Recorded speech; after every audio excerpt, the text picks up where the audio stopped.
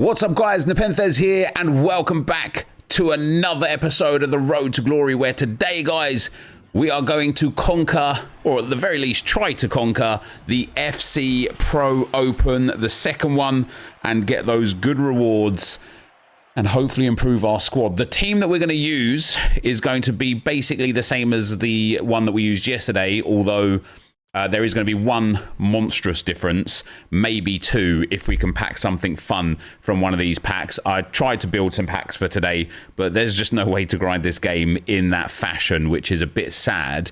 I'm letting an Evo expire today, which is that free Evo that EA gave to everyone. It's for left mids. I could have put it on my 83 Gabriel Martinelli. The reason, I'll show you why I specifically haven't actually. But for the main reason is because it doesn't actually give him much of an upgrade, and the biggest problem that it does do, wow, no walkouts from all of that, the biggest problem that it does do is it gives him too many positions, and so I don't want that. And so let me show you. We've got some Evos to work on today as well, which is quite nice.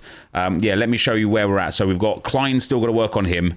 We've got Mosquera that we're still working on him. They'll be worked on throughout this tournament today. Then the welcome to UT Evo. Like, I could have put it on a bronze player or something, but I kind of want to work on the players that I've got from Australia. I've got like 5 low-rated players already that I'm working on. That's plenty for what we're doing. But yeah, if I give Gabriel Martinelli this Evo, not only is it a card that's still not great, it does have some nice play styles, you know, finesse shot and quick step.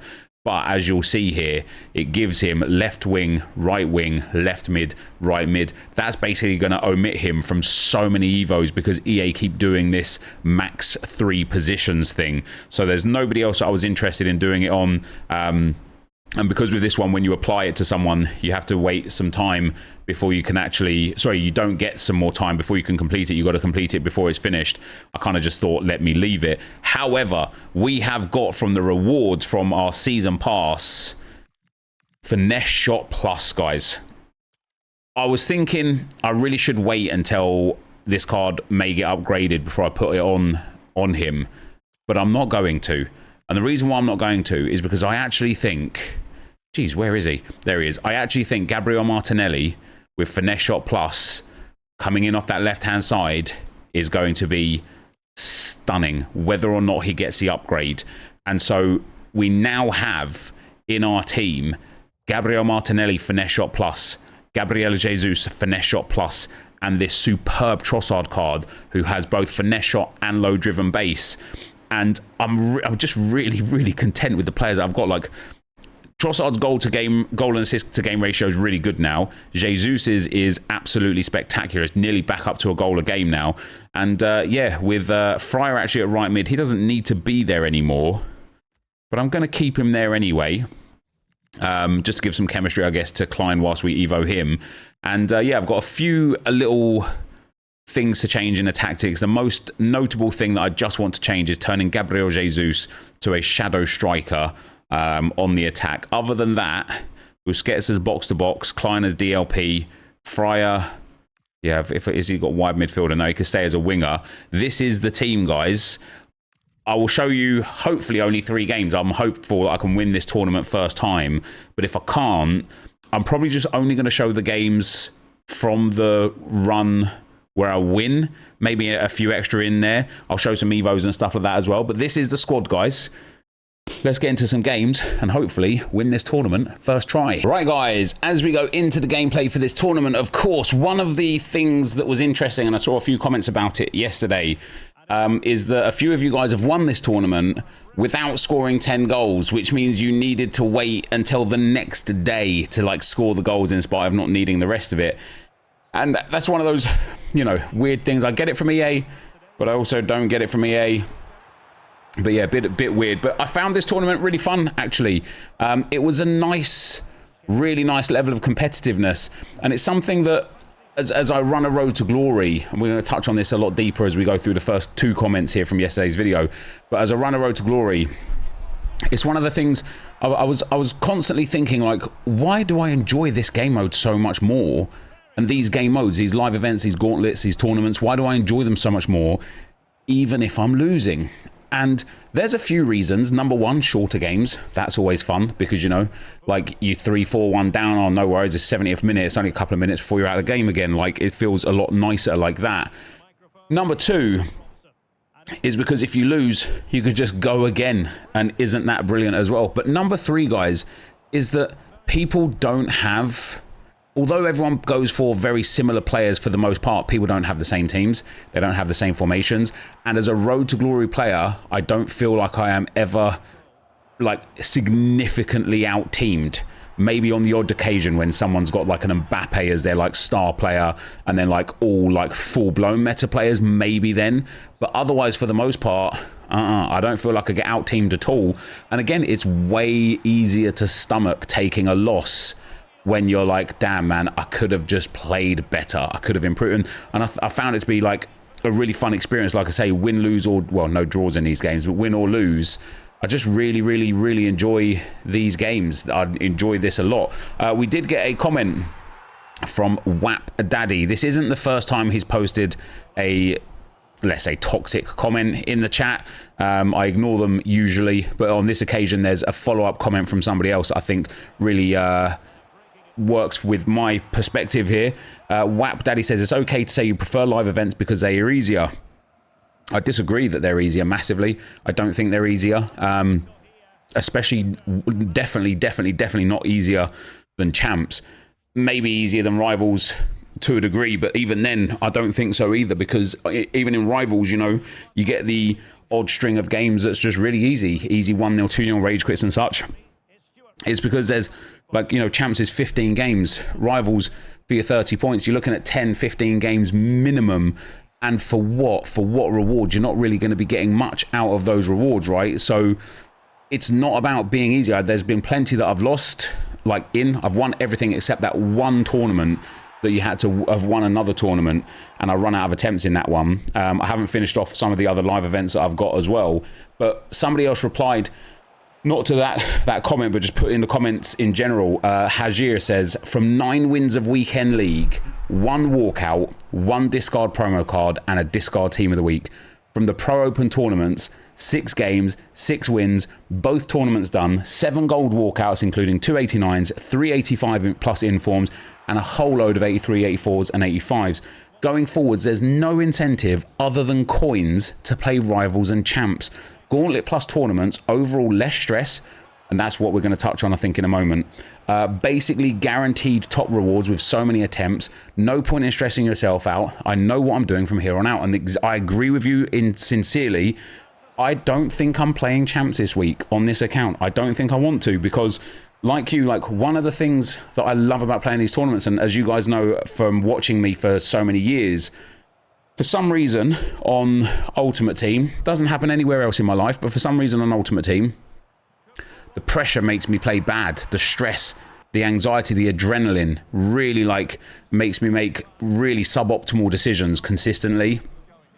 And I get that in champs specifically because, you know, every loss is devastating, but I also get that in rivals sometimes when I'm kind of like chasing the points towards the back end of the week. I kind of get it then as well. If I'm playing rivals casually throughout the week, I don't really get it, and I don't really care, you know, win, lose, or draw in rivals. It's more about completing objectives and completing evos and stuff. But yeah, I think short of making coins for evolutions, I'm finding it really hard to understand why anybody would want to play champs, rivals, or squad battles over tournaments. It is just so good. You can complete your evos in them, and like you say, because you've got so many attempts, it's a really fun spot. Like for me now, I've got loads to do this week actually, so this probably won't happen, but there's an opportunity in that first tournament to just play the first 2 rounds and throw away the final every time, just to do some evos in some, like, you know, against some fun teams, rather than being like, oh, let me go and take my evo team into, I don't know, like champs or rivals, and sweat it out and struggle against all these like super teams, because I don't think it's very fun whatsoever. Marie and many others said it gives the card full chem no matter what, but it no longer gives any chem to other cards. So Di Maria, for example, is always full chem, but doesn't give Argentina or Argentinian League chem. Yeah, so obviously I had like just a complete meltdown, didn't I? I didn't really pick up what that purple card was whatsoever. What a goal that was for 2-1, by the way. But yeah, that purple Evo just gives full chem. Like, in hindsight, I kind of wish I didn't put on Bonmati, but also I kind of don't care because there's so many cards that give chemistry boost this year. And now that I know actually that it removes any chemistry that they give, but it just gives them full chem, I'm glad I didn't put it on one of my Australian boys, because first of all, they probably would have got another Evo skin somewhere down the line. But second of all, without any shadow of a doubt, I need them to link to each other, and so that wouldn't have been so great on that player. But I also think now that EA have given us something like that, I have a feeling we might get more things like that, which would be pretty good. We've got Callie the French. He says, Nep, you've said it twice now, and I thought he will notice, but how have you not noticed that the nets are purple for the FC Pro tournament? Every game is played in the same stadium with them purple nets. Duh. And I actually did notice it before I read your comment, but there's a fair few people again in the comment section talking about it. I just assumed my opponent had it, and I was like, or I assumed, oh, maybe I packed it and I like clicked on it and like accidentally submitted it without even paying attention. But yeah, it's purple for the Pro Live card type, which is purple. And, you know, I give EA a lot of grief about a lot of things that I think are kind of small touches that could really improve how this game is. And so I want to give them the credit where it's due as well. Whoever thought, do you know what, let's put some purple posts and purple nets as a kind of a standard in this tournament. Brilliant idea. It's just a nice quality little touch. It doesn't really mean anything, but it's pretty fun. And yeah, good stuff. Good stuff from EA. Here we are in the next game though, guys, and like I say, like, it's not easy. I don't know why people like. Funnily enough though, I tweeted out that I'd won it, and I got a really mixed bag of responses. For example, one guy said this one was much easier for me than the other one somehow, talking about the pro one being the ultimate one being harder than the regular one. Somebody else said, I somehow matched 3 players with no hands. It was easier as it went on, and I used a full forest Evo squad. I honestly feel like matchmaking takes your rivals and potentially champs ranks into consideration, which I haven't played in 3 weeks. That will be interesting for us if we choose to not play rivals and champs over the next coming weeks. That'll be interesting if our live events matchmaking gets a bit easier. It shouldn't, because that's not how it should be. It should just be, if you're in the first round, you play somebody in the first round. If you're in the second round, you play somebody in the second round, so on and so forth. But you kind of never know. Ryan says, it's very easy, took me about 20 minutes. And then somebody else said, I made it to the finals twice now and lost them both, just coming up against pack luck gods with unreal first owners. So there's definitely been a big... just a big swing in how people have enjoyed this experience, which is quite fun and quite interesting. GP says, day 2 of asking Nep to start the Crappers series once again. Well, this is day 1 of answering you, GP, and telling you there is already a Crappers video live. The series is well underway. We've been streaming it loads, and maybe you should just have a look on the channel and see the video. So here we are, guys, in the final. Of course we won it. I haven't opened the rewards yet. Usually I'll open the rewards, then I'll post com, yeah, then I'll post com, and I'll already know what I get in the rewards. But sometimes that kind of like ruins things that I want to talk about, so I didn't this time. You'll notice I put Lamine Yamal and Aitana Bonmati into this team ahead of the 2 Australian guys. That is mostly because there's no Evos that I was working on right now on them, and I couldn't be bothered to figure out. I was like on a genuine time crunch here. Like, if I didn't win this final, you wouldn't have got this video today. I've been so busy. It's 9:45 now at the time of recording this. You probably won't see this until about 11 o'clock anyway. But yeah, I had to look at that for a goal. That's cheeky, that is. I was under absolute time crunch, and it's very important that I managed to win this one here. I want to talk a little bit about the team, actually, and especially the man that just touched the ball there before Lamine Yamal, Gabriel Martinelli. And I tell you what, a finesse shot plus, it came up clutch multiple times here today, guys. It came up clutch. He's very good. I'm really excited for when he gets that +2. I think it's going to be a good player to have. And this team just in general, I'm really starting to get the game, guys. I'm not sitting here saying that I'll now be able to go and get like 12 or more wins in champs. I still think like that 9, 10 possibly 11 region is where we'd be at, which isn't even a bad standard to be at this year. You know, the game is hyper sweaty, but I'm finding the patterns at last, and I'm really doing well with like certain aspects of the game defensively, which is nice, in spite of the fact that I'm not abusing things as well as I should. So I was watching somebody on stream a couple of nights ago. They were in the Elite Division, and outside of the kind of like really high sort of like fast twitch reactionary play where people like player locking, cancel, like shot cancelling and things like that. Outside of that, like when it came down to the fundamentals of like, oh, here's how you score constantly and stuff, everybody does that kickoff cheese. Everybody does the left back to right back full switch at every opportunity unless they've like built up the play. Everybody has corner techniques like crazy, guys. Like they're like this guy, like he was scoring like 2 corners a game. Every time he got a corner, like he had this method that he scored from, and even free kick techniques and stuff like that. Like not to score directly from the free kick per se, but to score at least like get a goal scoring opportunity from the free kick. And I was looking at some of these fundamentals, especially from set plays, and I thought, damn, if I can add those into my game as well to give me, you know, an extra goal or 2 per game. How cool would that be? That could be really, really good, and could really kind of like give us a little extra edge in certain games like this one here, where we ended up winning it on pens, but wouldn't it have been nice to have just won it normally and outright? And here we go with Lamine Yamal, bang down the middle right there. I'd set in my head which way I wanted to dive for the first 3 pens that this guy had. And I deviated from what I wanted to do on all 3 of them, and I would have had it right all 3. And I thought to myself, well, I won it anyway, so it didn't matter. But I could have had this wrapped up by the 4th penalty if I just trusted my instinct of where he was going to go. But the team's playing really nicely, guys. And like I said, one of the things I'm really enjoying is the evoing players to the way that I want them. You know, that Trossard, that Gabriel Jesus. We've taken good care on that Jurrien Timber, and now good care on the Mosquera as well, to get these players to being like extremely good, and off the back of it we're just playing really nicely with them, and it feels really, really good. Either way, guys, that is the end of the gameplay. Let's go and get those rewards, and here we go, guys. Let's go and get those. We've got one of the campaign things done, the FC Pro Path of Play 10. We're nearly at level 40 as well now for the season pass. That will come in no time at all. We get the FC Pro. I think that just gives a gold pack or something like that. Something pretty, premium gold pack. Something not too intense there, but still, you never know, right? If your luck's in, your luck's in. And then last but not least, in the live events, we have got the Ultimate Pro Tournament, which gives us Cecilia, who I don't think I'll use very much.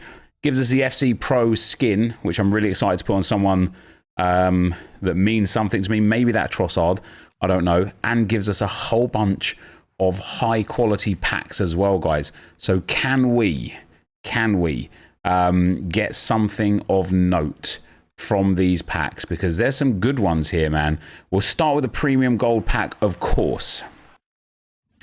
It doesn't give us anything. Oh, that's not true at all. It gives us a Shadow Chem Style. That is pretty legit. That's a 5k Chem Style right there. That is a consumable that is worth pretty much more than possibly every player will pack here today, which is quite mad.